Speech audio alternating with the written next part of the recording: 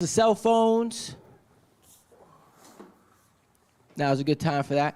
Out that door to the left is the bathroom, if you don't know. It is a fellowship, so, when we pass around the mic, keep it by here, good distance. And anyone who wants to move up, but it looks like these are usual seating arrangements. So, okay, take it away, Jesse. Woo! Right. Amazing.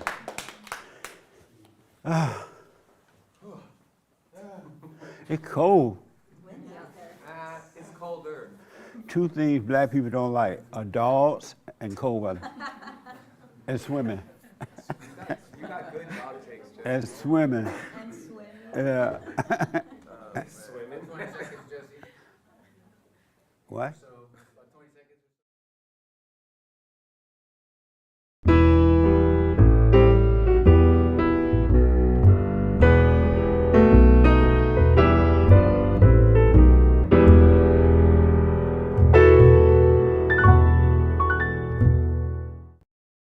Another choice. Do you swim? Good morning. Welcome to church. I'm Jesse Peterson. You can get involved by going to our YouTube chat line, and Hake will take your questions and comments, all right? And I'll respond accordingly. Good morning, y'all. Good morning. So we're going to do something different today. And what we're going to do is when you speak today, stay conscious. Stay aware while you're speaking, while you're talking. All right? We're going to see how that goes. So stay aware while you're speaking.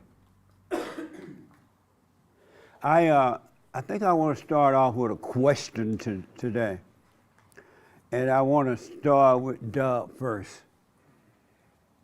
When you look in the mirror, what is it you don't see? And this is for everybody. This is for y'all too. Trying to stay conscious right now. What don't I see? Good question.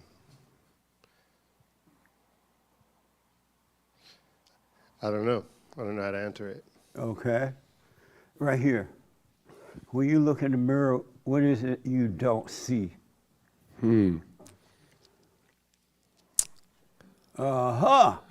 It's a trick question. No, Trick question. Nah, I'm just messing. I think when I look in the mirror, what I don't see is like the past me. I don't see the old me. If I'm in my body, if my mind's somewhere else, I couldn't tell you. But if I'm present, Come back conscious while you're speaking. yeah, no, I'm conscious. If I'm in my body, living in the present like I work to, I just see that moment. I don't see the old me or think about the new me. Just see right then and there. Okay. I'm right next to you. When you look in the mirror, what is it you don't see?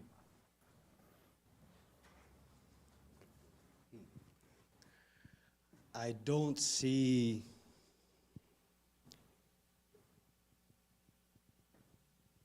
I see Fully people's the- mind racing. I can No, feel it's, your it's mind hard to running put it. through the room. Everybody wonder, what is it I don't see? Okay.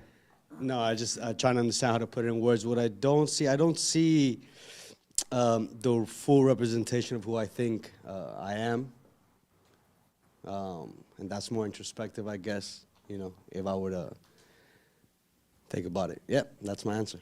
Okay. Right here. When you look in the mirror, what is it you don't see? I don't see my spirit. I don't see what's inside. How about you? When you look in the mirror, what you don't see? Man, I don't know. You don't know? Can't answer. Yeah, I don't know. Okay. Have you ever wondered that? No, never. Oh, okay. Right here. What is it you don't see when you look in the mirror? Rochelle took my answer. What? So what? Rochelle took my answer. Oh. No. Thanks, Rochelle. I don't really know how to answer that. Other Okay. than Rochelle hit it on the nose to me. All right. You believe what she said? That's what I was going to say, something along those lines, yeah. Oh, I okay. don't see the spirit. I just see the physical. I just see what's on the outside, really. It's not more. It's not deeper than that. Yes, Frankie. You had your hand? So I've been kind of thinking something on the kind of same line. Stay and- conscious while you speak. Conscious people use fewer words. Oh, I shouldn't have said that. I wanted to wait and see what. Go ahead. I see my blindness. I've been noticing that. You see your blindness? I do. My eyes lie to me. My senses trick me. And so when I look in the mirror, I don't see myself inside. I just see the Okay. physical. All right. What? Yes, Nick. I have my hand Oh, up. What do you want? what Should I is it answer you don't see? that? If I saw it, then if I saw what I didn't see, then I would be seeing it, and it wouldn't be something I didn't see anymore. Okay. No, that's You just feel for that intellectual. one? You see a dope? Yeah. What is it you don't see when you look in the mirror? That's a good one. We don't see our true selves. The young lady next to you want to respond. I don't know. You don't know? No, I don't know. Okay. Yeah, I think Right here.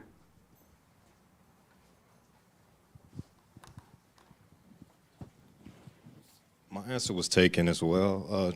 True self, spirit. You just see the outer surface. That's all you see. So you don't see your true self. Okay. Last but not least, right here. Myself. That's actually something my husband and I talked about this a while ago. And we say we don't really see ourselves. I mean, we see like our flesh, but we don't see ourselves. What do you mean by that? Kind of like what Rochelle and the girls were saying, that you don't really see your true self, like your spirit, like who you really are. You can see your being, your humanly being, but you don't see yourself. Okay. What made me think of this is there are people I counsel with that they look in the mirror and they don't like what they see. And they go like, well, I'm too fat, I'm too ugly, I'm too bald, I'm too this, and I'm too that, right? And as a result of that, they start tripping out. Now they got to go get surgery, or they need to go lose weight, or they take it real, real serious. But what they don't realize is what they're looking at is not them. It's really the house that they live in. They don't see their spirit. They only see the physical, and they think that's who they are, so the devil mess with them to make them fix that or try to fix that, thinking that that's going to bring peace, and it won't. Isn't that amazing? So most people, when they're looking at the mirror, they're like in their head, and they're not thinking about that's not them. You know, like when the women want to kill babies in the womb, they say, it's my body, my choice. And they don't realize what they're saying. And so I want to encourage you to become aware at all times, so you start to see what's really going on, the real deal. You will see the real self. So did anybody do the mind and keep your mind on your body this week? Y'all did that? Amazing. Who didn't do it? Did you do it? And did you do it? What did you learn about yourself in doing it? Or realize? I learned that I tend to not be aware at Speak up, times. speak from the chest. I learned that I tend to not be aware at times, and so just taking some time and writing things down in my notes of things that I wanted to work on, it got better. It got better? Yeah. In what way? Because I focused more on what I thought that I needed to focus on, and I prayed about it, I noticed a change in me. And you say you prayed about it? Yeah. What does that mean? I took some time, I sat down in my room, and I just asked God to reveal things to me about things that I should work on. And through that, I learned a lot about myself. And so through this week, I worked on those things instead of just going through life with, how I feel. I this week specifically worked on, writing down things that I felt like I should work on as a person. Oh, And okay. then things were revealed to me, and that really helped me out. Amazing. Let me talk to the young man next to you. How you doing? I'm all well. You feeling better? Mm-hmm. You feel better than last week? Yeah. Oh, good. And what's better? What's changed? I'm not thinking about my thoughts no more. Not as much. Good. You see how bad it is to be into your head like that? Mm-hmm. Oh, good. You're fortunate to be learning that at such an early age. You know what I mean? Yeah. Yeah. So remember that. When you feel bad, remember, come out of your head. Okay. All right? Nice. Cool. How about you? Did you keep your mind with your body? Yes, I do. You did that this week? I did. And I'd been doing it prior. In the silent prayer, I just kind of morphed into doing that because I noticed that certain thoughts would make certain parts of my body tense up. Yeah. So I'd be going into like some little scenario and notice that my chest was tightened up, but I find it easier to do in the silent prayer than just in life. In life, I'll stray a lot. I have to guide myself much more to do what you're saying. Did you run your mama off? Yeah, it was your aunt and everybody? It was my aunt. Did you run her away? That was absolutely profound. It was unreal. I did. Yeah, I did it before coffee and everything. I didn't want to do it. Why not? Well, I guess it was just a weakness. She had I think it was so important because she had attacked me. Via text, she'd attacked me. Right. And so I went let's just take the higher ground and ignore her. But I knew that it was bothering me so much that it had to be addressed. And then when you said so, it just solidified it, and I did it first thing the next morning. And it's so strange. I don't know, it feels like that's maybe like the last one that had to happen. Yeah. Or I don't know if it was the way that she came at me and that was the true test of courage to stand up to this lady. But it was more profound than my mom or my dad or my sister. How did she respond? She tried to flip it. I said, my first words were basically, I FaceTimed her and she was like, did you mean to do this? And I'm like, oh yeah. And so I'm like, listen, you can't attack me like this. I was like, don't ever call and attack me again. And she did the thing where she said, oh, I'm sorry you took it that way. And so I basically interrupted that sentence with the sentence that she sent me. That was absolutely an attack. She said, I hope you have peace in your life knowing that you're not man enough to blah, blah, blah, blah, blah, right? It's like, that's an attack. And so we just kept it short. Shout out to Doug. We kept it short, and it was like a minute long, but I hung up, and things have really been so much smoother, effortlessly. What you've always been speaking about that I've never really experienced and was kind of like getting frustrated about, in all honesty. Yeah. But it's starting to, I used to just wake up to a tornado.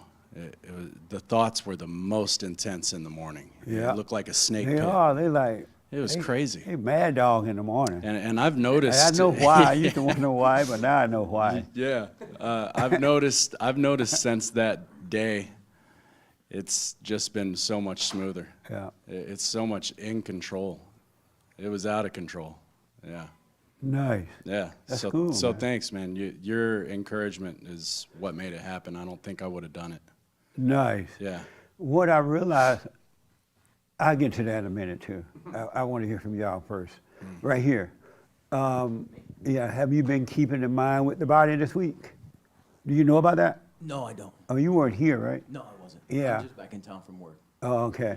Yeah, I had told, I had given them a job, an assignment, to keep the mind wherever the body is. Gotcha. And Oh, honestly, no. You've not I'm all been- over the place right now with work and balancing life. So, no. so your mind is all over the place? All over the place. And it's what he says in the morning. It's crazy. Yeah, and why is it in the morning like that? Well, I haven't been doing the silent prayer. That's been on and off. Oh. So it's all over the place. And I what can ma- just see it, you know? What made you stop doing the prayer? Life, laziness, Yeah, excuses, laziness. honestly. that's Because it. the hardest thing to do is what we should do. Exactly. You know, if it's harder to do the that's where prayer, it's that's at. what we. The easiest things are not doing anything for us. It's the hardest thing that causes us to overcome. Exactly. So you letting Satan rule over your life right now? Pretty much. Oh, yeah. nice. It's not fun. Yeah. In all honesty. It's not fun? No, it's not. I know it's not. Yeah. Yeah. Well, just go back to the prayer, that's all. I have to. Yeah. You're right. Don't judge yourself, just go back to it. Exactly, yeah. Thank you. I appreciate that. Amazing. Anybody else did that this week? Kept their mind with the body? Right here, and then here. And then I come to you, right? Did you keep your mind with your body this week? Yeah. And what happened? I was much tidier, actually. Tidier? Yes. Being cleaner? Well, like, when I'm not with my body, there's a lot of things that I try to do at the same time. There are tasks and other things that, like, get out of hand. No wonder people think they are multitasking. You can, it's not a thing. Yeah. And when I was just present with my body, I noticed that things were getting done more efficiently. I was tidier, and everything just felt like it was, like, within reach. Yeah, it was. Amazing. Yes, sir. You've been doing it this week? Yes, I have. And what have you discovered? That nothing really exists as far as the past or the future, just the present moment. Okay. So you wake up, you know, everything you do is just practical thoughts, and you're just going through life. So say you get a flat tire, okay, well, I have a flat tire, and you get it fixed and keep going. Speak up from the chest. Did y'all hear Bigg Bump doing a hate show this week? Yeah. Who heard that? Oh, okay. He speaks so soft. I didn't realize how softly he spoke. Somebody said in the chat he speaks so soft it reminded him of Ben Carson's son. Because Ben Carson speaks really soft and like he's scared. But anyway, go ahead. Yeah, so basically that's what, you know, just to remain in the presence. And it's easier like that. Okay. You're not really having crazy thoughts or anything like that. You're just, whatever comes, you just deal with it and keep moving forward, yeah. The young lady behind you. You kept your mind with your body this week? Yes. And what did you realize about yourself? How quickly I will leave my body to follow my thoughts. Yeah. Were you surprised that you could leave so often and forget and stuff? No, I've experienced it before, like previously before finding God, like when I would meditate, it was like bringing your mind into your body. So I've experienced it before, but it was different. Bring it into your body? Yeah, like when you meditate, it's like you're supposed to bring like your thoughts and your mind present into your body. How do you bring it into your body? I don't know. Oh, that didn't work? Nope. Yeah, because you don't want to do anything. Yeah. All you want to do is be an observer. Totally. Oh, good. And so, did it help you to realize how often you would leave? You'd be over downtown somewhere, your body would be... Yeah, I'd be like in, next month traveling to my family's house for Christmas, Yeah. Yeah. But it's just, for me, because I did it the week before, but even realizing, how quickly, like, I'll have a thought, then I'll follow that thought, and then another thought, and another thought, and then, yeah, I'm just so detached from myself. Yeah, amazing. So, right now, as you were speaking, did you go unconscious? No. You were aware of yourself speaking this whole Yes. time? And what's that like for you? It feels, I don't know how to describe it. I would say maybe a little bit uncomfortable because I don't have like the right answer. And I think for me personally, a lot of times in my life, I've always wanted to have the right answer. Yeah. So that people That don't is judge me. such a deep point. Yeah. Really. When you're unconscious, you say all kind of stupid stuff because you're looking for the right answer so you can look good Yeah. to whomever it is you're speaking to. But you're unconscious and they don't know you look like an idiot. Because the people you're talking to are thinking, what the? And you're just going on and on and on, feeling so good about yourself. And people are like, But when you're conscious, it feels uncomfortable because you're used to being unconscious while you speak, thinking that you had all the right answer. You make yourself look, that's deep. Yeah. Isn't that deep? Or is it just deep to me? That's deep. So when you first wake up in the morning, are you having a lot of thoughts? Or different thoughts? It depends on the day. I would say some days, yes, it's like he was describing, like a tornado. Yeah. And sometimes I'll follow the thoughts, and then that will make my day not great. Yeah. The reason for that is when you're sleeping, you're dreaming. You have dreams, you go unconscious, and so the devil's already working on your mind. So when you first wake up, he's just continue what he's doing. So what I suggest is that when you wake up, don't just jump up. Look around you, and kind of lay there for a minute so you become aware again. When you get out of bed, put your feet on the floor, be aware of yourself, putting your feet on the floor, and that way the devil can't draw you all the way in. You become aware. But most people get up racing. I gotta get in the shower, I gotta get to work, I gotta do this, and the devil is controlling you. And that's amazing. Yeah. So be aware of that. It's all about the awareness, the light of God. And we've been so accustomed to living in the darkness until we don't recognize the awareness and just feel different. I was hanging out with Joel this week, and he would tell me all this stuff. I'm like, Joel, be aware of your body, bring your body to your mind. And finally he said, okay. And so he sat there, he brought his body to his mind, and then he said, I don't like this. And I'm like, why? It feels like there's nothing to do. This doesn't feel right. I feel like I got to be thinking and feeling something. He reminded me of what you said about it when I asked what was it like being present. And it didn't feel right. It felt uncomfortable because all people think that they're living when they're having feelings and thoughts. But you're not living, you're dying. That's why God said, bring every thought into captivity. Because you're really dying when you're into thoughts. Satan is your daddy.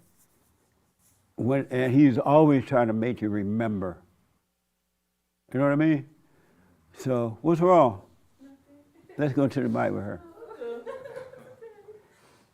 I was thinking of you. I was going to ask you a question. I'm glad. I want to ask you a question anyway, though. Why are you crying? It's no one's going to judge you here. If they do, that's fine. I don't know. What's causing you to cry? It's just been a rough week. In what way? Don't bother. Sorry. Just a lot of learning. A lot of what? A lot of learning. A lot of learning? Yeah. Can you give me an example? Not really, without being too personal, but like just going through the ego death, just like everything. Just yeah. Sorry. Feeling what? Don't be sorry for crying. This is fellowship. It's fine. Let go. Don't control anything. Okay. You want to let go. I think just trying to maintain everything that we're learning. Sometimes it's a lot. Trying to maintain what? Trying to maintain like all of these new things that we're learning.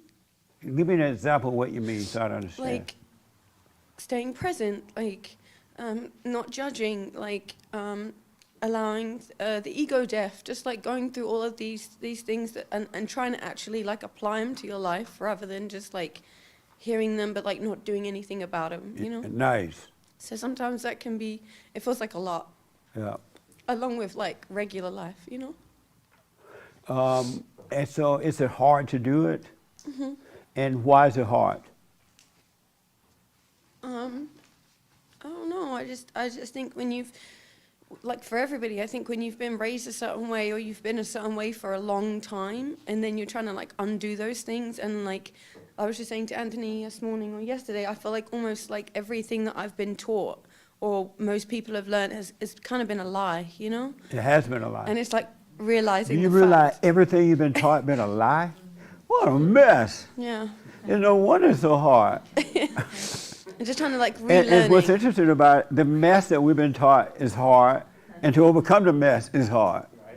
Isn't that something? Because life has not worked the way that we've been taught. And just like different things, like even in church, being raised in church and being raised as a Christian, and then choosing that life for myself, like all the things, even in church, that I thought were true are a lie. Yeah. And I'm just like, it's just, I feel like, okay, I'm at that point now, I'm done with the ego death, but it just feels like the more stuff comes up and there's just like more to learn. So Yeah. sometimes it's just a little overwhelming.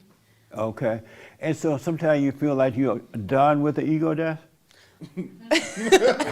I think I'm wrong to think that I'm like, you know, You through are. the main. That's the devil telling you that. I know. The fact Yeah. that you think that is the devil telling you that. Oh, you're done with it now. Yeah. It's over. You're like, oh, okay.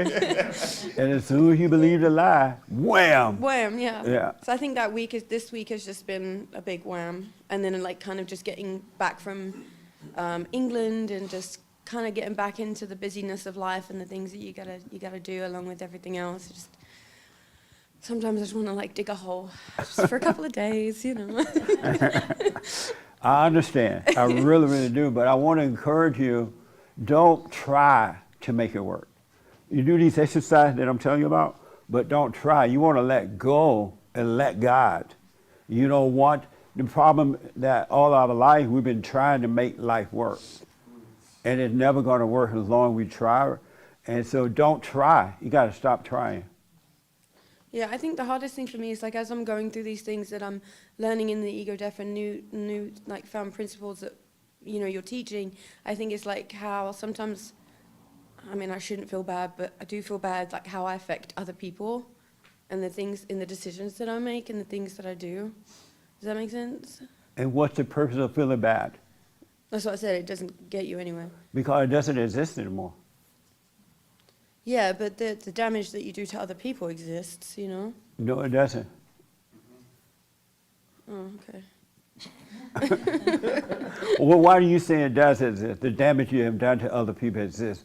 Why do you say it exists? Because it affects relationships, you know, like it affects the things. And I guess this goes back again to what we were talking about last week, right? Consequences, actions having consequences, and realizing everything that we talked about last week. But like how the decisions that we make, like I feel, affect some of my relationships that I have with people because I might have made, I don't know, like I might have done something that wasn't helpful or like didn't help a relationship. So then like you gotta like repair the damage, and sometimes that's kind of exhausting. And how do you repair a damage that doesn't exist? I don't know, good question. That's why it's exhausting. Yeah. Because you cannot repair a damage that doesn't exist. That's another lie from the hell. Okay. Really. When we offend one another, we can go and apologize. Hey, I'm sorry, I was wrong. That's all you need to do. That's all you can do. But there's nothing to repair. Okay. And if the person's having a problem with it, you know, ex-boyfriends or whatever, that's on them. It's not on you. They're living in their imagination. They're living in their head. And they're living in an illusion. You can't repair that. Because it doesn't exist. Just think about it. It doesn't exist. Okay. I was thinking, you crossed my mind this week, and I was going to ask you that earlier. And I'll tell you why. When you said that you, as a Christian, you had to prepare for your husband, Christian women, something like that. Made me Yeah. say, how exactly was it? Well, like, you know, when you're raised in the church environment, you're kind of raised being taught that, you know, you should learn how to cook, you should learn how to clean, you should learn how to be good with kids, you should learn to prepare yourself so that when your husband does come along, you're going to be a good wife, you know, right? That's what you're taught.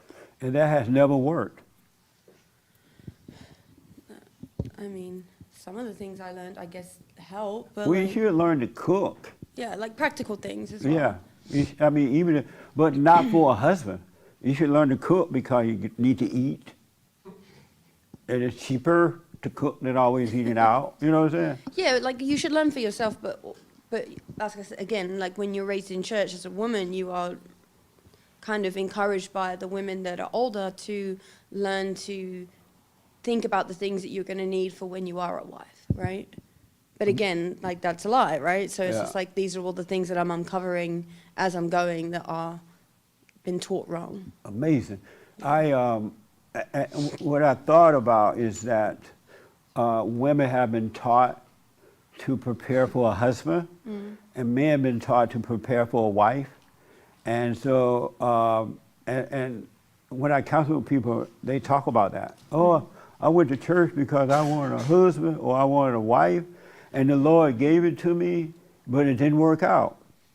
And I did this and I did that, it still didn't work. I thought the Lord gave me this wife, or I thought the Lord gave me that husband. And it occurred to me, how dumb is that?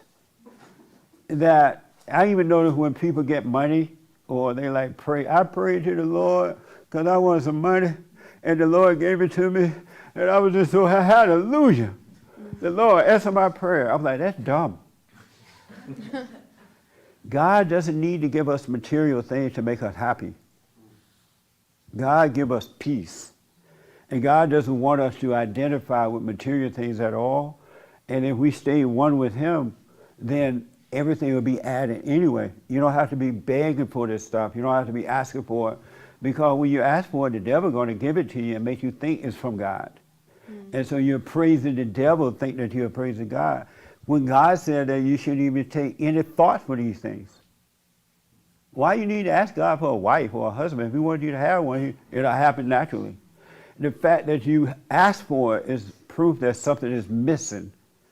And the devil telling you that it's a car, it's a this, it's a that, it's a that. So you get those things and they don't work out because that's not from God. But the devil tell you, God doesn't need to make you happy. Christ came that we may have peace. And He would take care of us. God would take care of us. That makes sense? Anybody disagree with that? So cut it out. Yes. So, being an old Catholic my whole life, I always prayed and asked for God for everything. And then when anything goes wrong, always ask the Lord to help me through this. And Yeah. pray to the Lord How blind are we? wisdom and understanding. And you know what? He gives you just what you need. He gives you the dumbness and the smartness so you can figure things out. Well, He doesn't give you any of that stuff. And Satan give you the dumbness and the fake smartness.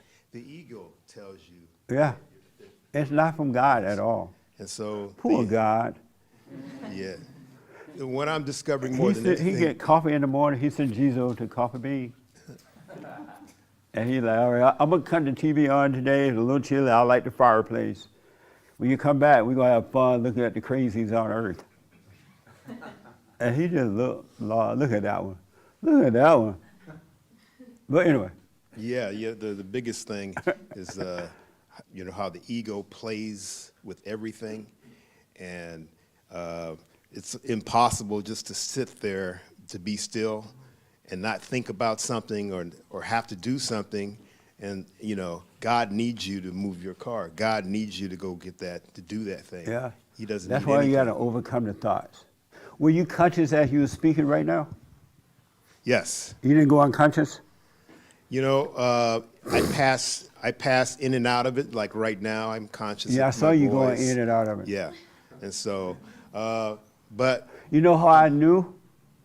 Because I looked away. No. Oh well, See, tell the me. mind just lied to you again. Well, tell me. I can't read your Because you mind. started to repeat yourself. Yeah. And some of the stuff you said didn't make sense. Oh, what didn't make sense? When you said God give us this or that, right? I forgot what it was. And I said, no, the devil give you that. But if you were aware, that wouldn't happen. Because this is what I'm kind of going through. This is not something that I've learned. I've experienced. Like praying night and day and wishing things night and day. So I'm kind of going through some stuff right now, and the way I'm playing it is just doing it without asking and begging and pleading with my Yeah. Lord to help me, right? And so that's a Nice. different experience. And so what happens, happens, you know? And so, you know, it's kind of my experience. Amazing. Another thing I want you to watch, when you hear the truth and you think you have the truth, Satan makes you feel like you got to go and tell somebody else the truth. Anybody else experience that? You experience? you said yes? Tell me about it. The question was, if the You know how experience- you hear the truth? Even in here, when we hear something that makes sense, you can't wait to go and say it to someone else so it feel like you know what you're talking about. Oh yeah, it just feels like, I don't know. It's all ego. It makes me feel like I can one up the next person. Or I know Yes. something that they don't know, or I'm Yeah. about to drop some knowledge on them or something. Ain't that something? The devil take the truth and use it against you and make you think you have it, and when it's all intellectual and you don't have it at all, you're still miserable, you're still lost, but you think you know, it makes you let you have it up on someone, as you said. That's amazing. Well, while I have a mic, and I have Yeah. a question. So, Okay. I've been experiencing this a lot for the past few months. So, okay, I've had a fear of flying, like in an airplane, going up, the turbulence, when the plane drops and it dips, I get this huge panic inside. Like I jump up and I freak out. And I've had this, and I know what you're gonna say, well, this ain't you, whatever, but. You know what I'm gonna say before you I ask? know, I don't know, but I think I know, but whatever. It's. I know what you're gonna say. It's uncomfortable. So why you tell me about it then, if you already know the answer? Because I still want to, because I want to prove my thoughts wrong. I don't know. It's just something that has been going in my mind. He tried to prove his thought wrong. Yeah, yeah, there The you thoughts go. are wrong. Okay. Anyway, it's been a huge phobia of mine, and I know I'm identifying, I'm calling, Francisco, I'm giving it names come and all, back to but the room. Come back to your body. Your mind is out there at work somewhere. Amazing. Okay, I was looking at him and he was like, his eyes way over there somewhere. But anyway, go ahead. it gets to so my job requires that I travel a lot. Like I travel maybe once a week, and I go out of state. This past week I was in 4 states, so I was on the plane a lot. And when I'm on the plane and there's turbulence, I feel this huge shock, and my mind goes just 30,000 feet down. Like I feel the plane's gonna crash, and then I started reading these articles, the turbulence, it hits the plane, and it just all this mess. So, and it gets to the point where, and he made a comment saying that certain parts of my body feel pain. Yeah. Because of all that turbulence and I'm in my thoughts, my hands hurt, my elbows hurt, my shoulders hurt, and I just get this big, significant body pain.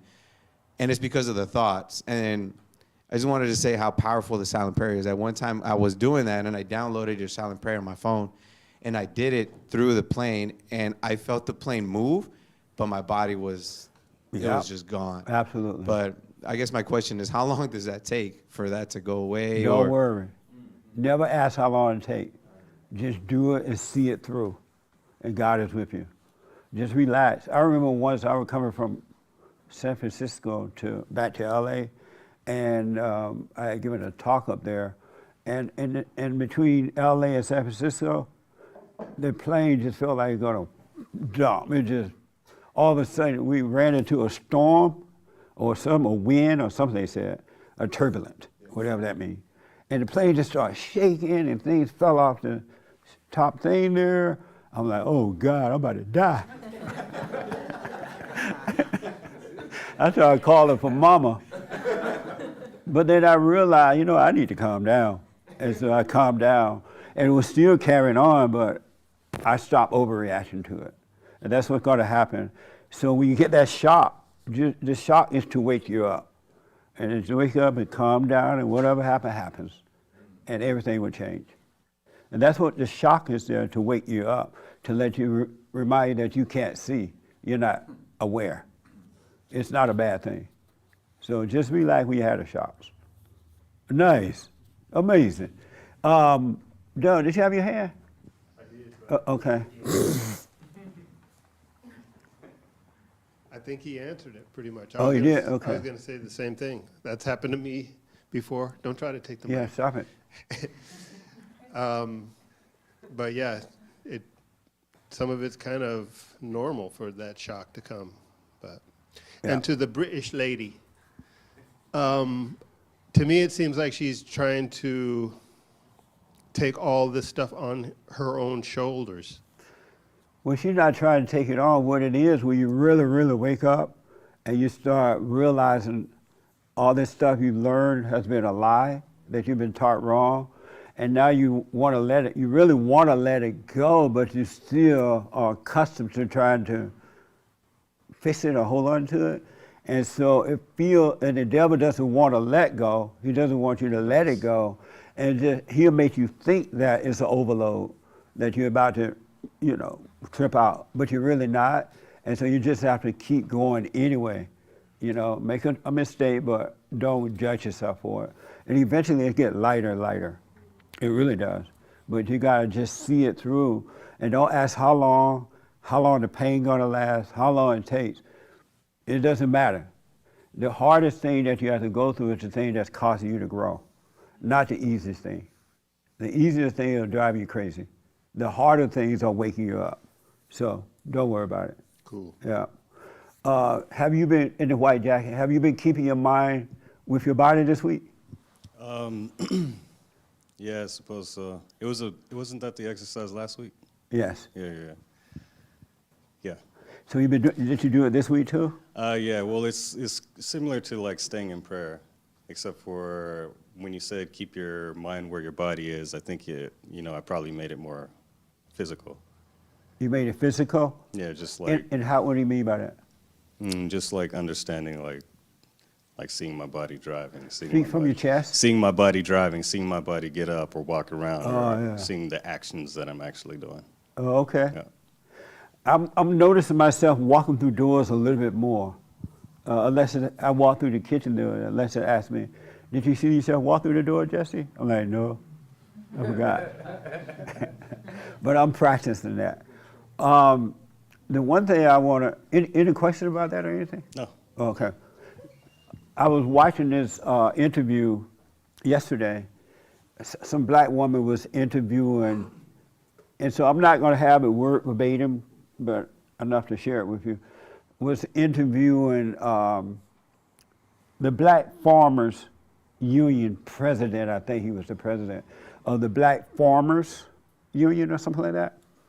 And this guy was, in essence, complaining that the government wasn't giving the black farmers enough money to run their crop and stuff like that. And that the government was taking care of the white people quicker and better than they did the black farmers. And so I guess they got a lawsuit going, or they won a lawsuit. And he was just complaining on and on how bad things are, and they want the government to give them more money, I mean, buku money. And they want the government to make it easier for black farmers to get loans, just like they do the white farmers. And Joe Biden made a promise that he was going to help, he was going to do this and that. And Joe Biden and the lady that was interviewing said, yeah, that's right. They want our vote. We gave them our vote. They have to give us what we want, right? And he was going on and on. And he was talking about how much money and how bad things are. And his daddy used to own a farm or own land or something. And then he said, so we have this, either they try to put together a lawsuit or they have one. And so the lady like, what do you want? And she's like, I want all the farmers. He's like, I want all the farmers, the black farmers, to come together and be a part of this lawsuit. Even if you haven't owned land, but you worked on land, something like that, plantations or something. And I'm like, wow, what a setup. First of all, we should never, ever, ever, ever, ever, ever beg or blame. Anyone that blames or begs, you're lost. And so this guy was like really into it, and the woman was too, they're both black. And it was so bad that even if I was blind, I don't know how I would have missed that. It was just so wrong. And I hear a lot of people blaming others for their situation. I can honestly tell you that there's nobody else on earth to blame for your situation. Not one. It's you and not anyone else. Nobody else is to blame. Now that doesn't mean that other people don't try to hurt you. And the reason other people try to hurt you because they're hurted and they want to hurt you because they're miserable, right? And so they want to dump their stuff on you. But you can't blame them for letting that happen to you. Nobody else is to blame for your situation. Anybody disagree with that? And so what I realized from this guy, and I realized it already, you know how when people turn against you, they want to build an army against you, right? When mama get mad because you said, I'm sorry for resenting you, mama called up Aunt Lily. She called up all your brothers and sisters. JoJo just said he hate me. He blamed me for everything. And the weak kids go, yeah, mama, that's right. You ain't to blame. But they know mama is to blame. But they're afraid to tell mama she's not to blame, right? And so, but mama built an army. This guy was trying to build an army pretending that it was for other people too, but it's really about him. He wanted money or whatever he wanted for himself, but he's building an army trying to build an army against the government and everybody so that they can get them what they want. But what's going to happen is because money is involved, they're going to have people that don't even deserve the money, never had a farm or anything, but because they're black, and they may have worked on a farm at one time, they're going to get some of the money too. Such a temptation. And I know that for a fact because they did this some years ago where they gave black farmers money. And I personally know black people who got $50,000 and $30,000 and they ain't never had no farm, but they worked on one. And the people that gave into it didn't see they had the wrong need for money. And they wasted that money just like that. It just ran through their hands because they didn't see that they were tempted and they fell for the temptation. And that the guy, whomever encouraged it, didn't care about them. They were trying to get something for themselves. When you start to pay attention to yourself, you're going to see how selfish you are. And it's all about you and not about the other person. There was a guy called my show this week, and he said, and I'm paraphrasing, that he had wanted to get rid of his brother or something like that. Remember that call? He said, what? No, I don't remember what was wrong, but he realized he had wanted to get rid of his brother because his brother was living with him and he wanted money and stuff. But he said he realized that, he wanted to help his brother, he said. But he realized that he really didn't want to help his brother. He wanted to get rid of his brother.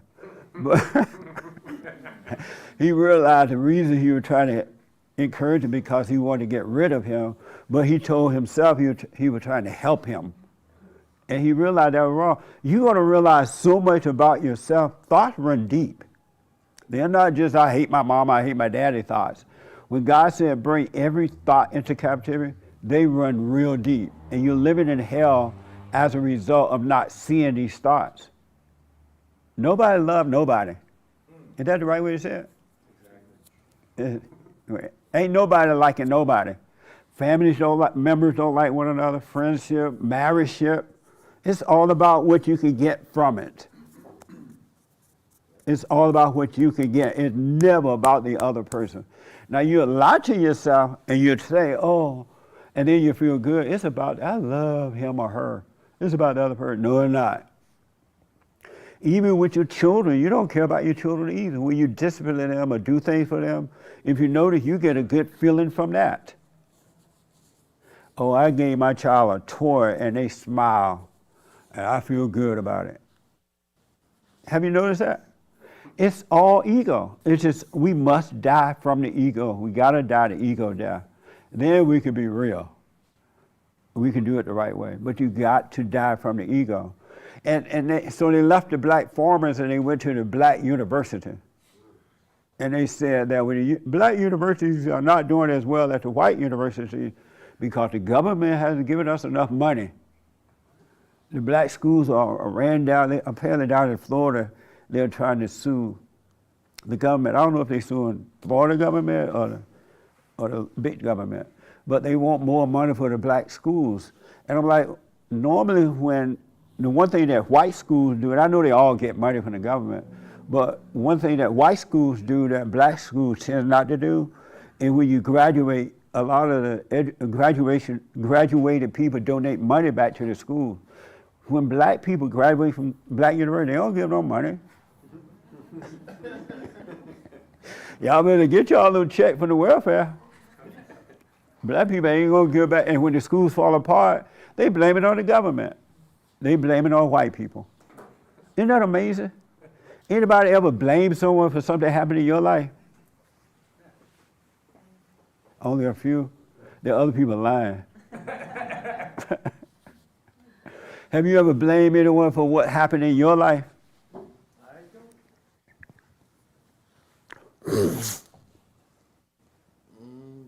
Probably my mom.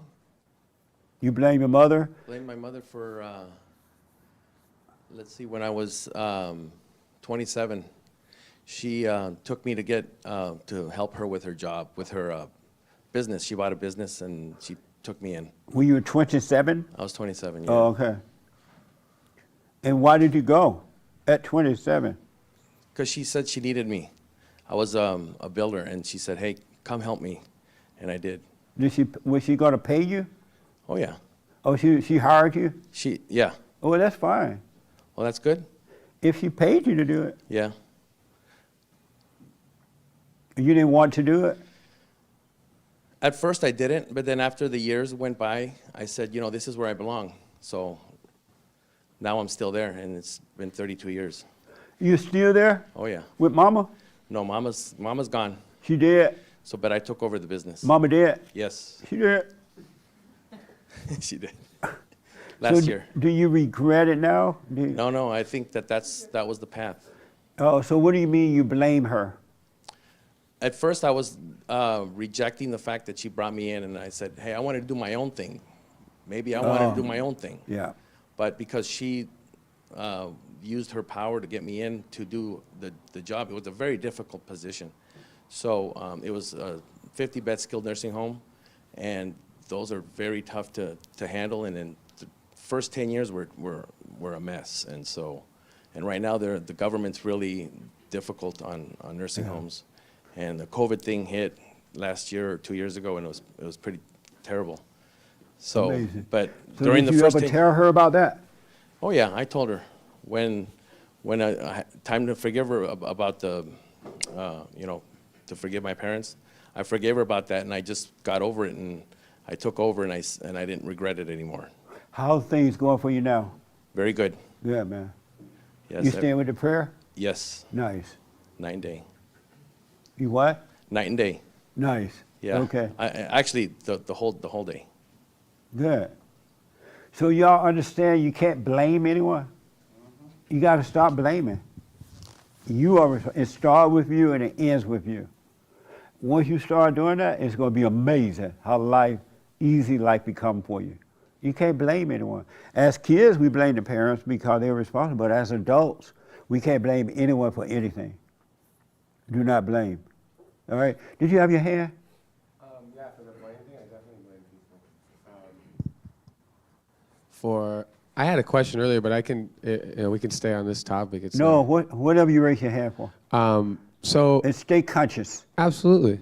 So last week, and often, you say, you have never done anything wrong. We have never done anything wrong. Isn't that amazing? We've never done anything wrong. And then this week, we say, if you find yourself in a bad situation, or any situation, it's on you. It's your fault, right? You use those words, it's your fault, but you've never done anything wrong. And I'm not saying that those aren't both true, or that I don't believe that, but I'm curious how you square those two things. You've never done anything wrong, but it is your fault if you're in a bad situation. The young man behind you want to respond to it. So are you saying that you don't understand that? My question is, how do you square those two statements? I believe it. I'm living it. What do you believe about it? I would think that if someone asked me that question, right, how can we never have done anything wrong but still be to blame for our bad situations or our good situations, right? I think it comes down to identities, blame, right? You shouldn't identify with blaming yourself for being in a bad situation, but you should recognize you're in a bad situation and that it is on you. But that doesn't mean you got to beat yourself up about it. And so why is there a question right now? Well, I wanted your answer, not my answer or his answer, but here we are. I wanted to know what you would say because I was very curious because you say both those statements and I see them both to bear out as true in the world outside. So I was curious what your answer would be to that. I just gave mine, but I'm curious what yours is. And so you gave your answer to that? Well, yeah, because you asked me. And was your answer right? It's not about whether it's right, it's just my answer. No, is it right? Was it true? Was it right? Is it right?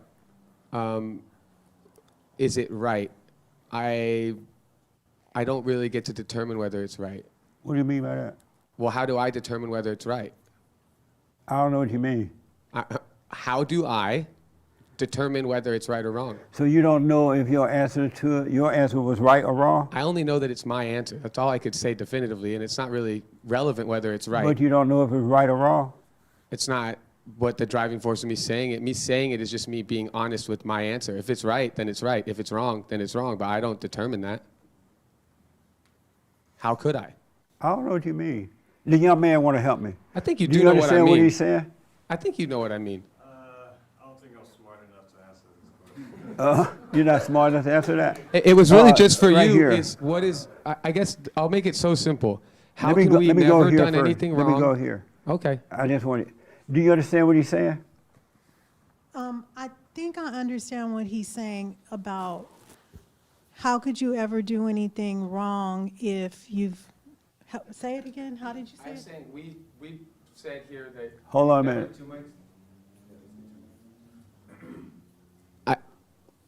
Again, the two statements that I believe both is we've never done anything wrong in our entire lives, but also that if we find ourselves in a bad situation, we're to blame. It's our fault. It's no one else's fault but our own. So I'm asking, how do those two things align? How do they go together?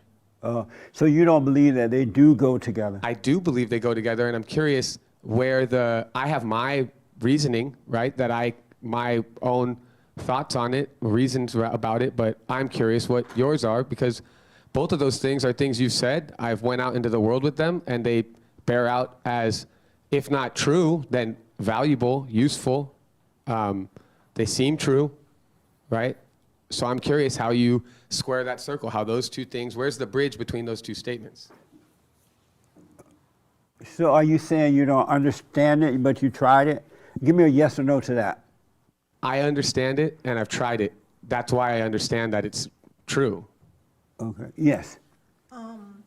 So finding yourself in a bad situation and then feeling like you're the blame for the bad situation is believing into your thoughts, and believing into your thoughts is not you. So that's the part where you've never done anything wrong because you've believed into your thoughts about what it is that has been wrong. You understand that? I get where we're going with it. I think the question still remains. I could, if I'm in my thoughts thinking about what I did wrong, right? I'm in a situation where I ran out of gas as me. I did it, but I'm in my thoughts like, well, I never did nothing wrong. It's just, I think both statements are true. I can also see where there could be a gap that maybe not everyone can see. I don't even see it fully right now when we're talking, but I do recognize that we're not our body, we're not our actions. We've never done anything wrong, we shouldn't beat ourselves up for it. And I do see that if you find yourself in a situation where someone hurts you, let's say, it's not really on them. We're getting to see what happened. We're getting, a moment of clarity. And so I guess there's that gap there of where does one statement and the other statement, where do they come together? Because being to blame and never having done anything is hard. Move on. He want to tell me where the gap is because I don't quite understand. I'm fine with that. I don't need I don't quite going, understand yeah. it. I'm fine with that. Yeah. Do you understand his gap? Somewhat. Okay. The way this is my interpretation for what you're saying, Troy, is there's basically, you've never done it, you yourself never done anything wrong, but if something does happen, don't blame someone else. The way I interpret it is that's all ego.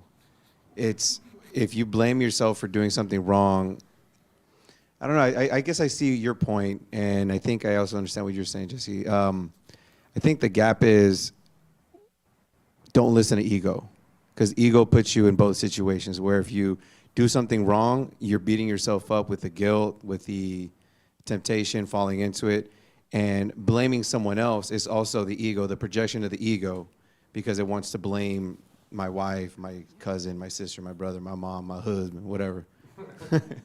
And so that's the gap. No, I don't know if that's the gap. That's just the way I interpret it. Yeah. Yes. And then we'll move on because of time here. Yes, sir. I think what he's trying to say is that, well, ultimately, I believe in it starts with you and ends with you, regardless. But to bridge the gap, it's whatever you go through in life, it might be wrong at the time, but that's just part of the process of. It might be what? Part of the process of your own process. It might. Did you say it might be wrong at the time? It might be interpreted as wrong, but it's a learning lesson for you. It's part of your process of what you're trying to accomplish or do. Oh, okay. Yeah, that's how. Yes. Well, you stopped the meeting with this one. Yes. Well, I just wanted to say that I feel that the responsibility that's on us is to not go unconscious. The responsibility is to be constantly aware. And when we're not, that's when the mistakes or problems kind of awry. So I don't know if that helps. Yes, sir. Nice.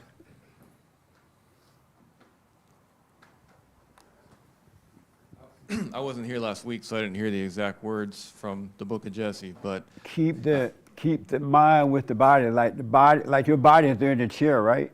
But your mind could be thinking about yesterday, what happened yesterday, or what's going to happen after church today, but the assignment was to keep the mind with the body because the body is always present in the present where God is.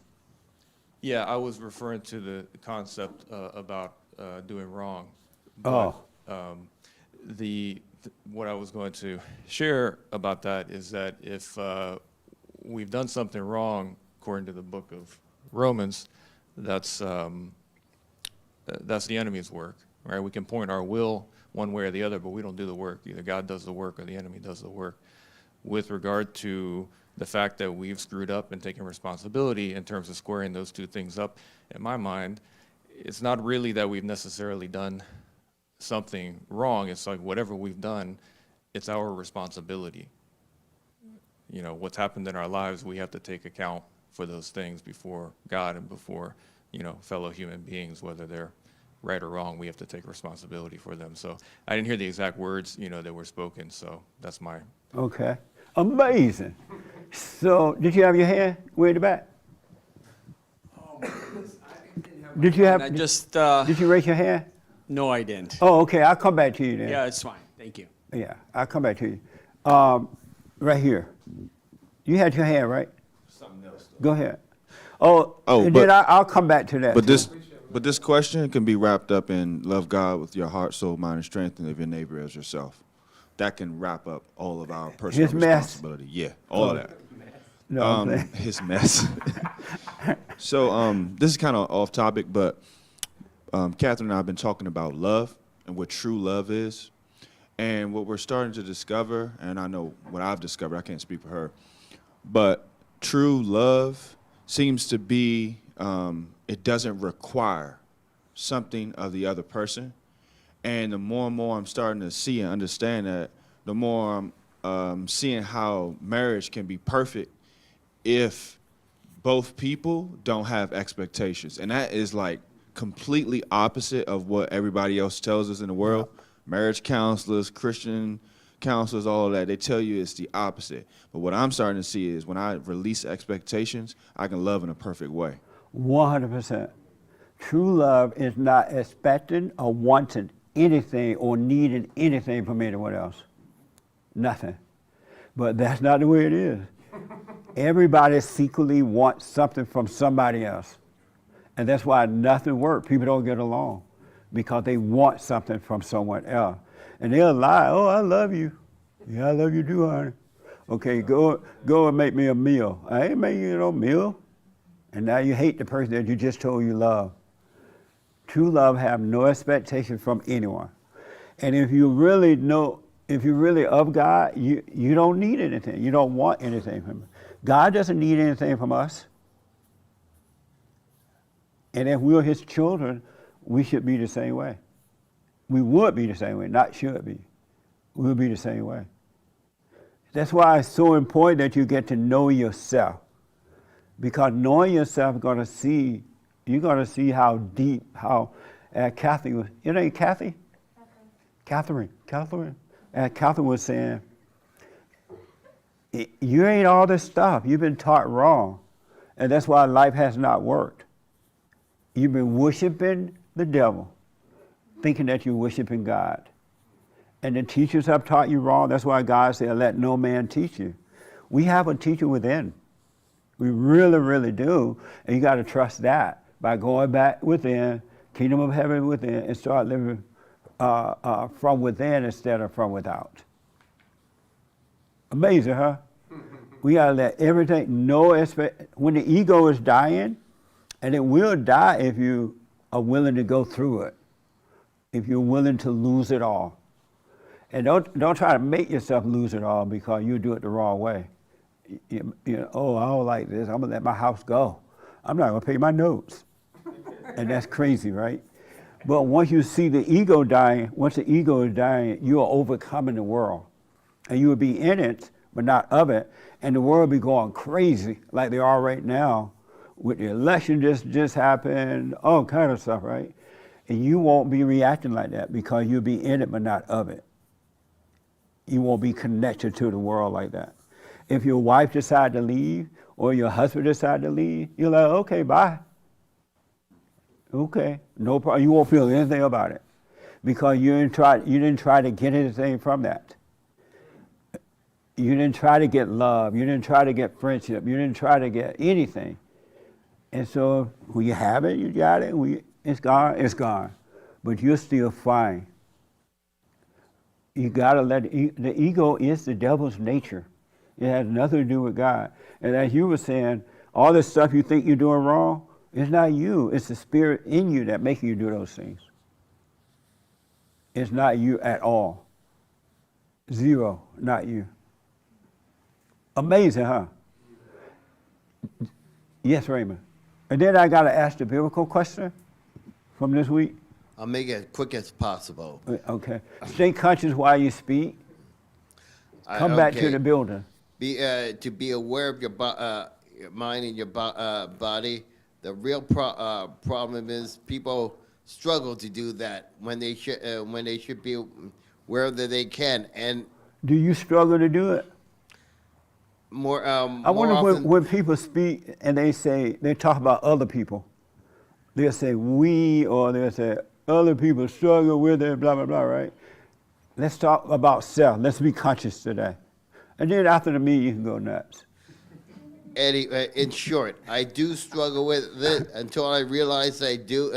Then I may have found the grace to do it. So you stop struggling? Yes, I do. Yeah. Catherine, that's what I wanted. I knew exactly what you're going through. Really, I knew exactly. Sometimes you want to cry. Sometimes you want to just scream and give up. But let all that fall apart and you continue to go on with your day. And just watch those thoughts. Because when you start to die from the ego, Satan's going to scream at you. He's going to yell. He's going to, and then if that doesn't work, he'll go down into hell, get somebody, find somebody, and find some more little demons, and they all come back and try to help. Go through it. Just go through it. And if you have to cry, cry. But go through it. Yeah, she had a question. So is it normal to be like, I guess you shouldn't be thinking that you're through it like you said before, but like, is it normal to be like good for a few weeks, like you're maintaining, you're learning everything, and then it's just like bam, it's like everything, and you feel like the world is ending again, and then like kind of up and down, or is there like a point in time where you just become steady? You feel like you've kind of got most foundational things. It's neither good nor bad, but what Satan will do, he'll lighten up a little bit, and then you'll think, well, I'm fine now. I've gone through the fire. And as soon as you think that, because it's just a thought, then he'll overwhelm you with some more stuff. So when you are feeling like you're not stressed out, you're not in your head, if a thought come about it, let it pass. Because the greatest sin that a person can commit is to forget to be aware. And so when things seem like they're easy, you will forget to be aware, not realize you've gone unconscious again. Because now you're not having the body pain. The body pain feel good, right? So you're not having the body pain, so Satan will tell you that all is well.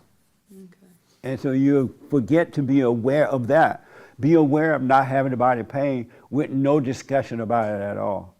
And if thoughts come about it, let them pass. Right? Because I know when it feels, he will let up. The pain is not as great. The pain feels good, right? But it's still the pain. And so all thoughts are all lies all the time. Any thoughts about anything, let it pass.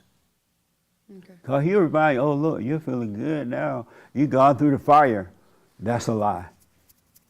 Just let it pass. And don't call it good or bad. That's another thing, too. Stop putting names on things.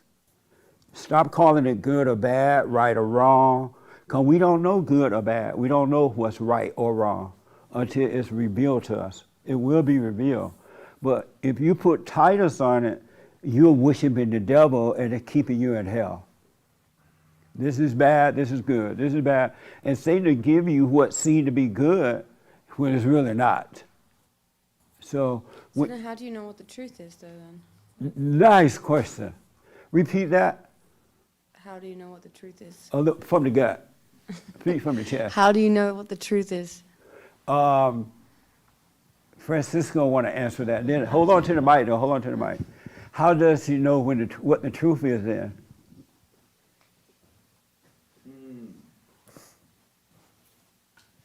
So for me, the way I've figured that part out is it's revealed to you. You'll see what the truth is. You have to kind of wait. The ego is going to test you and try to give you the truth and then cause you to react. But I guess driving through a light and something tells you to stop, you stop. Okay, I'm glad I stopped. That is such a good question, too. And Nick, and then this young man way in the back want to respond. Yes, Nick, how would she know what the truth is then if she can't measure good or bad? Well, you can't. I don't know if you really should be trying to think like that. Like, okay. Or how should I put it? More so, I don't mean you're not trying to, because you want to know that you're on the right path, or you want to know that you're not screwing up your life, I guess. If I make so I'm not saying, oh, you can't know truth, or like, I'm just trying to say that maybe I'm getting this vibe of like trying to figure out truth, and that's never worked for me, so I wouldn't suggest it for anyone else. Okay. This young man want the word, and then over here. If you can't determine what is true or not, how would you know what the truth is then? Is this your first time here? Yes, sir. Oh, I can't see your face because you have a hat on in the house. Oh, nice. When I was growing up, we were told to take your hat off in the house. Y'all wasn't taught that or something? I ride a motorcycle, so I got crazy like peacock hair and stuff. So I was just trying to be not trying to spook you. Oh, amazing. Were you taught to, when you go inside a building, take your hat off? Yeah, but I Oh, you don't care about that. Another thing I was taught, when women had boys, they would never braid their hair. They're like, that's what they do for girls. Don't braid a guy's hair, right? Now the guys are wearing more braids than the woman. and they have them up in a ball. They have long braids. I'm like, whatever happened to that?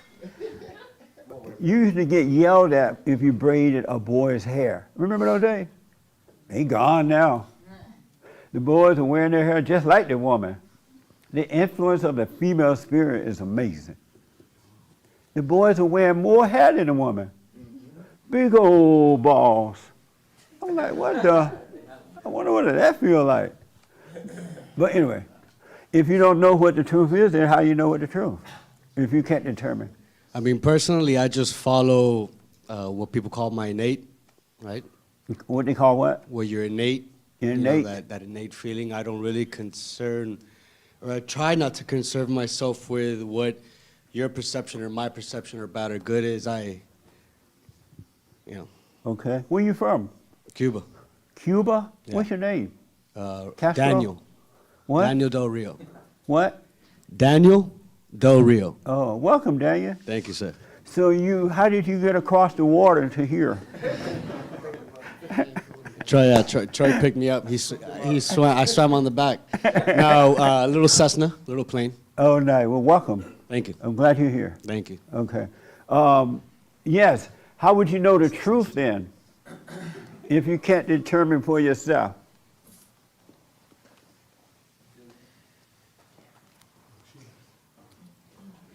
I had to write this down. I mean, basically, truth is three things. Truth is facts, truth is reality, and truth is results.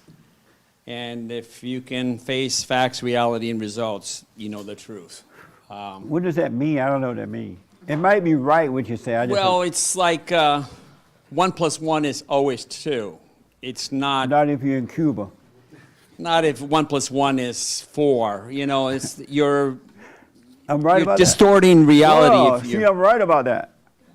Yeah.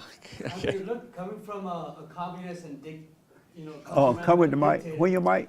News is all. Oh, okay, no. Keep it. I'll project. News is all given to you by someone and something. So why? And that's why I say I trust my name, because why should I or do I have to trust what you're giving me? God knows. Right. That's fake news.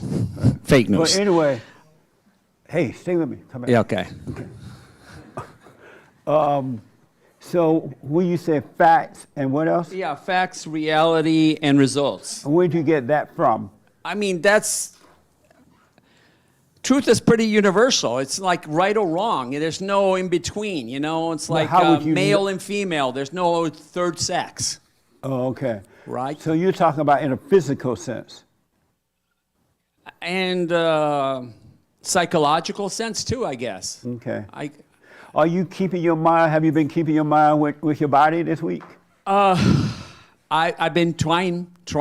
And what did you realize from it? Did you realize? I do float a lot. Yeah. I do float a lot. And not being in the present is self-torture. Yeah. Right. You know, so. And so are you working on changing that so you can stay present more? Yes, it's a hard process though. I mean, like, if you have like 3 bad things happen in a week, how do you process that? You just stay in the moment? Yes. Okay. I'll give you 3 examples. Health problems, child problems, work problems. I've got 3 problems in a week. They're all serious. You have children? Yeah, 1 child. How old is he? He just turned 20 and he snubbed me. He's not your child. Oh, he is my child. No. He's a grown individual man. Oh, okay, I get you. So why don't you let him go and stop making him your problem? Oh, he's giving me the silent treatment. He's letting me go. And how you feel about that? I'm not impressed. Why not? Okay, I mean, come on. You have your 20-year-old saying, Dad, don't email me, don't text me, don't visit me, don't call me. And there's no timeline for it. He's just mad because, I'm going to be honest, my son texted me on the 1st or 2nd November saying, Dad, I want to commit suicide. So I panicked and I told 2 uncles. Well, no wonder he doesn't want to talk to you. The aunt, the mom, and the grandma that my son's feeling suicidal. And I'm going, I don't want it to, I mean, if he commits suicide, I don't want it to be like you, the dad, should have said something to the whole family. So I texted the whole family, and now all the family knows. And I think he's really mad at me that I told him that. What gave you the right to put his personal business out there like that? Because it's proper to notify people that are suicidal, other people, instead of keeping to yourself. And what if he commits suicide and I'm the only one that knows? And That's so wrong. what good has it done you to tell everybody? What's what good has is it done him? What's good is that when he texted me that, like 3:38 in the afternoon, I was panicking, and I sent it a multi-text to the whole family. That's so crazy. I don't know what to tell you. No, man. it's not crazy. But why It's did you wrong. panic? What good did it do? What good is Hold on. because then Hold they on. intervene. Hold on a minute. No, hold on. What good did it do you to panic? What good? Because I informed 5 family members. I'm sure they talked to No, him. what good did it do you to panic? Because it motivated me to take action. It had you not panic. Would you think you would have done the same thing? Probably, but on a longer time frame. I would have liked saying, okay, I'll wait a week. And so why do you do that? Learn that rather than putting that man's No, business out there. because And what so if I is waited he a wrong- week? Is he wrong now for not wanting to talk to you since he know you will put his business out there like that? He's probably ashamed that 5 family members know, including 83-year-old grandma. Is he wrong for not talking to you now since he know how you? Yes, He's silent wrong? treatments is childish. There's Oh, no this way young you man can wanna be respond to 100% that. childish, even if it's a 20-year-old. He want to He respond just turned to 20 on the 9th of November. He want to respond. And Catherine, I'll come back to you. Don't let me forget. What do you think about that? He put his son, 21-year-old son, he's the father. He went and told the whole family what his son told him. I'm wrestling with it. I can relate in some ways. I have kids, and I've had alienation from my kids over certain things, but I'm having a hard time understanding what the benefit is to the son necessarily, to be honest. And that's Do you what true blame the love son is. for not talking to him now that his father has put his private business out there? Because had he wanted grandma and all them to know, he would have told them himself. Again, I mean, these are all very personal situations, but I'm having a hard time understanding if you love your son, what are you necessarily doing out of love by telling a bunch of other people about that situation? I'm not saying it couldn't be loving to do that. I'm just having a hard time It's not understanding. loving to do that I'm at just having a all. hard time. If he, I guarantee you, had he not panicked, he would have seen the right way to deal with it. What is the right way to do it You would in a have seen- suicidal situation? You would have seen in the moment the right way. But because you panicked, you went with the devil's way and not the way God would have guided you. And now you create another problem. Now the son won't even talk to the father at all. Yeah, but there's a saying, this too shall pass, so eventually he'll start talking to me, right? Okay. This young man want to respond.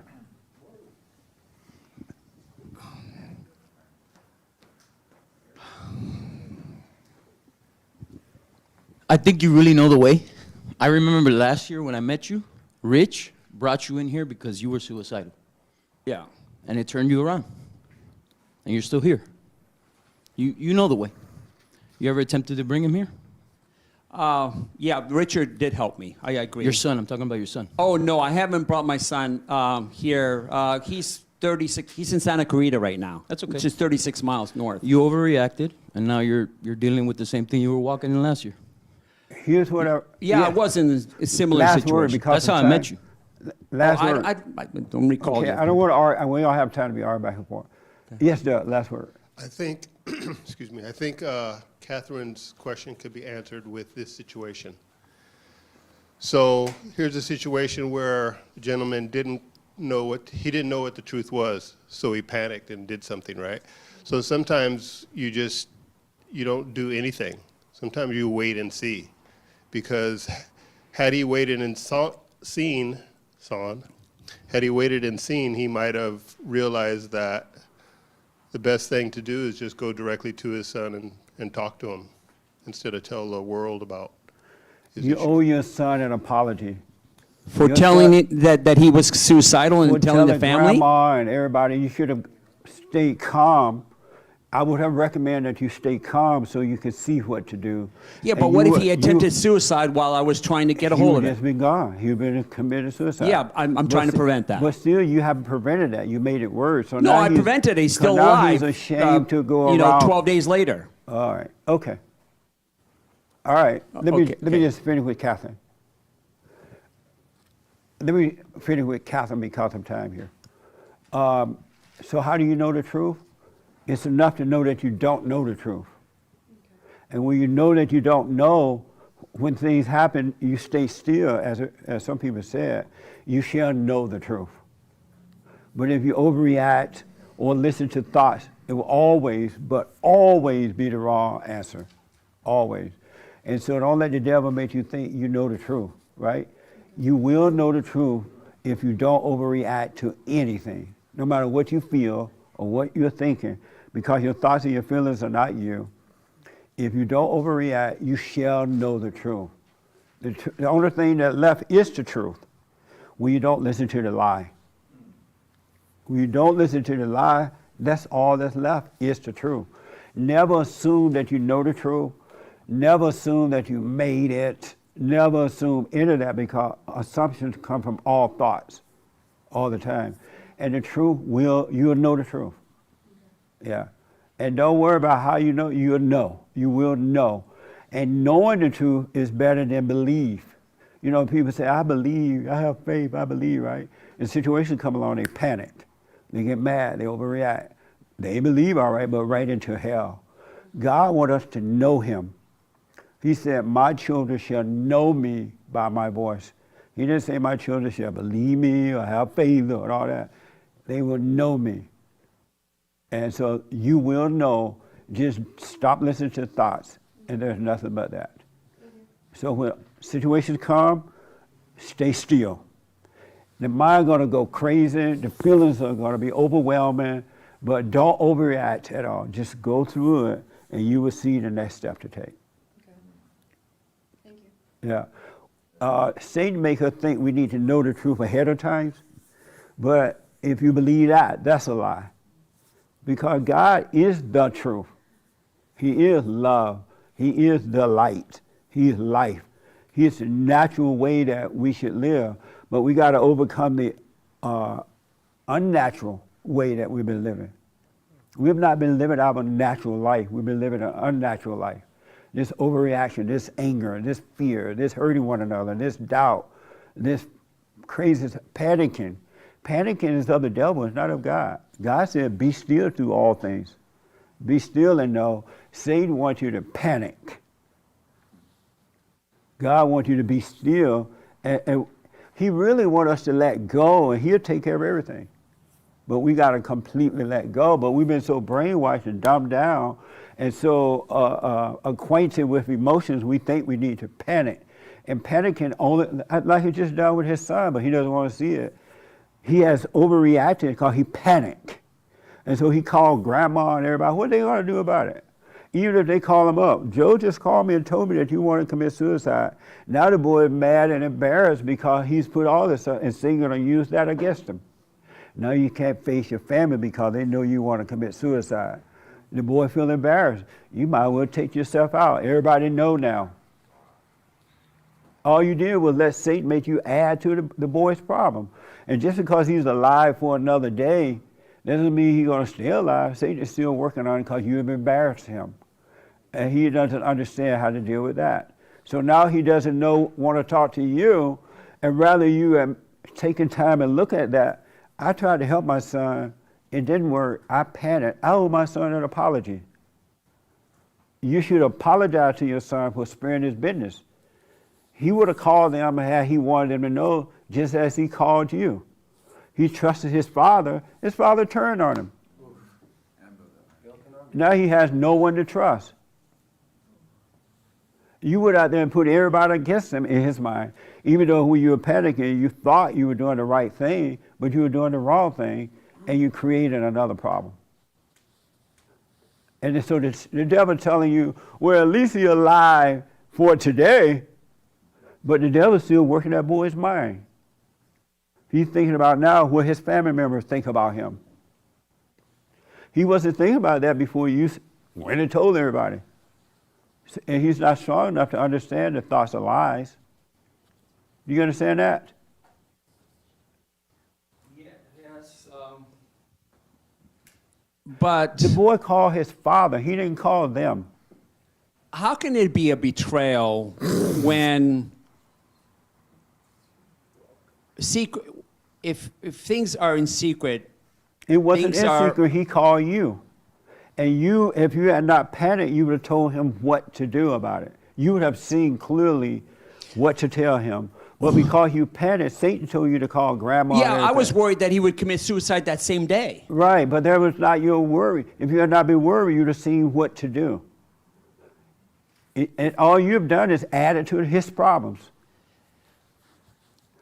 And you owe him an apology. You need to send him a text. Hey, son, I'm sorry. I should not have called them. I was wrong. I overreacted. I was wrong. I'm sorry. So that'll make him feel much better. Even if I don't mean it. Well, if you don't mean it, don't do it. You're right about that. Okay. Yeah, if you don't mean it, don't do it. Because I think when someone's suicidal, you don't keep secrets. And it's wrong to keep secrets. He didn't keep it a secret. He called you. Yeah, he did. And you called grandma. And Because I'm everybody. 36. He's in Santa Clarita, California, But 36 miles north. All you're doing is making up excuses right now. Had you not panicked, you would have seen the right way to guide your son. You would have had the right words and everything, but you panicked. You mean I should have schlepped over there and gone You up should've- there, spend the No. 2.5 hours to see No, him? you should have stayed calm so you could see how to deal with it. Panic is not of God. Okay, but You should have in a stayed suicidal situation, that's not normal. No, most people do not experience that. So that No, everybody. how am no, I supposed everybody to- get that. Everybody get that. Satan tell everybody to kill themselves. Your life ain't worth nothing. You might as well kill yourself. Nobody care about you. You might as well. Everybody get that. But when it's your son, it's different. No, it's not.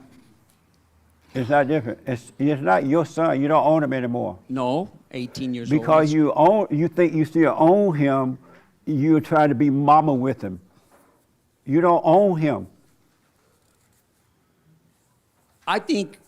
You understand that part? Yeah, I understand, but I think silent treatment shows immaturity.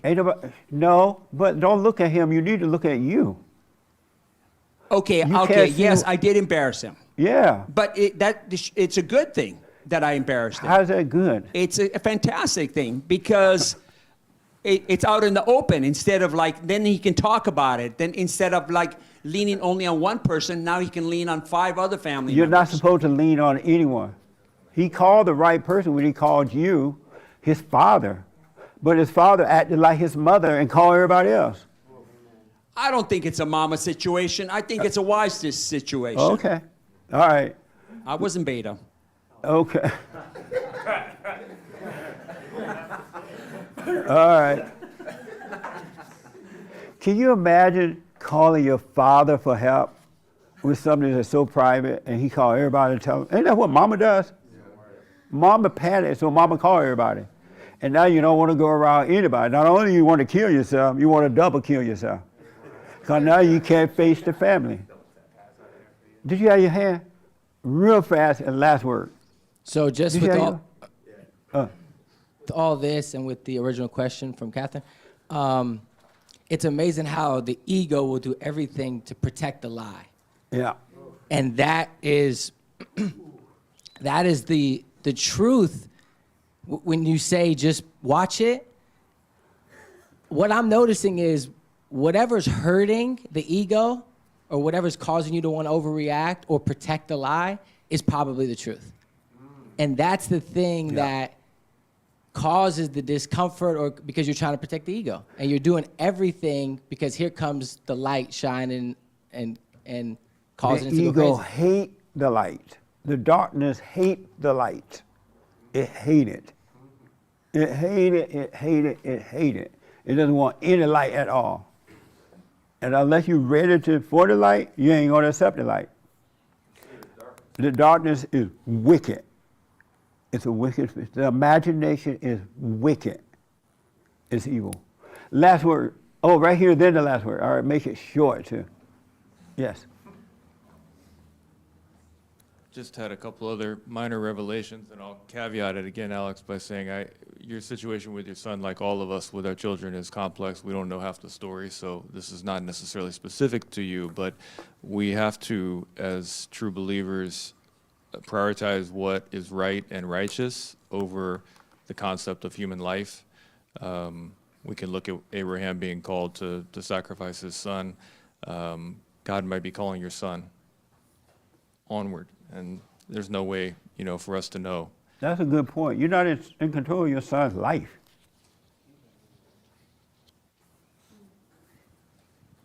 Good point.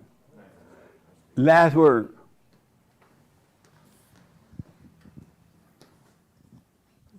The devil thinks he's God, so he does everything in his power to make you think you know the truth. Whether it's panic, call grandma, tell everybody, or to my personal experience I just mentioned, when is this pain of going on an airplane going to go away? Like, all that is the devil just trying to pretend to be God. Absolutely. He tell you, when you're supposed to believe in God. When you going to stop panicking on the plane? Where's God now? You know what I'm saying? And it sounds like you're saying, where is God? But that's the devil saying that to you. Where is God? That's not you. Absolutely. We are out of time. No, don't let me raise your hand. Nope. Amazing fellowship. I hope this was helpful a little bit. A little bit. Was this helpful? Yeah. Oh, what did y'all decide to do about Halloween? Or did y'all go to your mama?